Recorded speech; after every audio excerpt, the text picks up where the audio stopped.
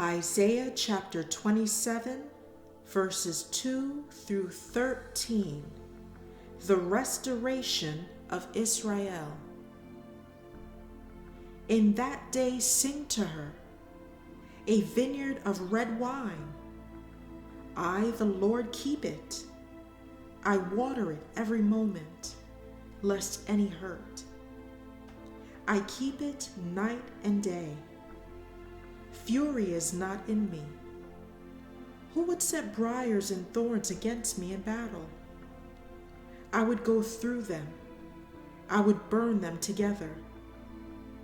Or let him take hold of my strength, that he may make peace with me, and he shall make peace with me. Those who come, he shall cause to take root in Jacob. Israel shall blossom and bud, and fill the face of the world with fruit. Has he struck Israel as he struck those who struck him? Or has he been slain according to the slaughter of those who were slain by him? In measure, by sending it away, you contended with it. He removes it by his rough wind. In the day of the east wind, therefore by this the iniquity of Jacob will be covered. And this is all the fruit of taking away his sin. When he makes all the stones of the altar like chalk stones that are beaten to dust, wooden images and incense altars shall not stand.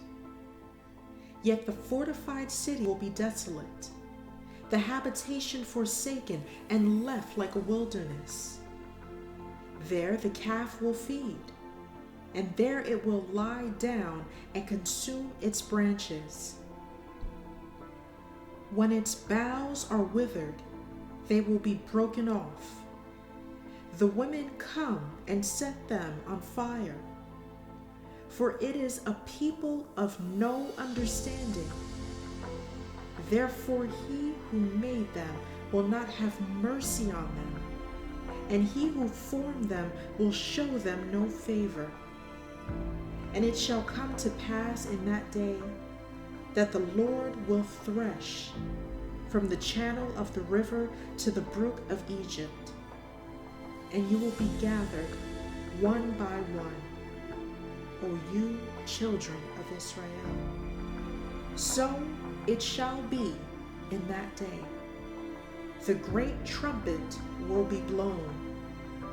They will come who are about to perish in the land of Assyria, and they who are outcast in the land of Egypt, and shall worship the Lord in the holy mount at Jerusalem.